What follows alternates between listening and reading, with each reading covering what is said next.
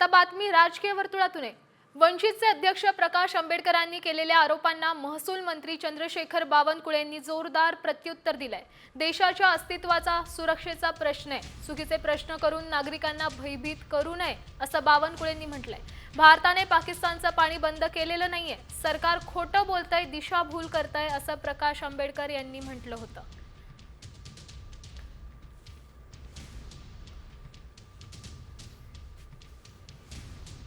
आणि सरकार जे म्हणतंय की आम्ही पाकिस्तानचं पाणी बंद केलेलं आहे, हे पूर्णपणे खोटं बोलतंय अशी असणारी या पत्रावरनं तरी त्या ठिकाणी दिसते।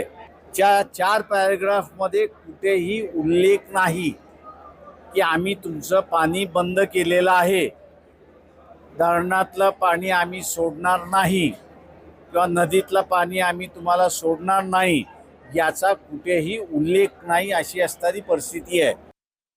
माननीय प्रकाश आंबेडकर साहेबांना माझी विनंती आहे, अशा वेळी कुठल्याही राजकारणाचे कोणतेही वक्तव्य आपल्याकडनं होऊ नयाची विनंती आहे। कारण देशाच्या अस्तित्वाचा प्रश्न आहे, देशाच्या सुरक्षेचा प्रश्न आहे आणि म्हणून कुठल्याही पद्धतीचे असे चुकीचे स्टेटमेंट करून भारताच्या जनतेला डिमॉरलाइज करू नये।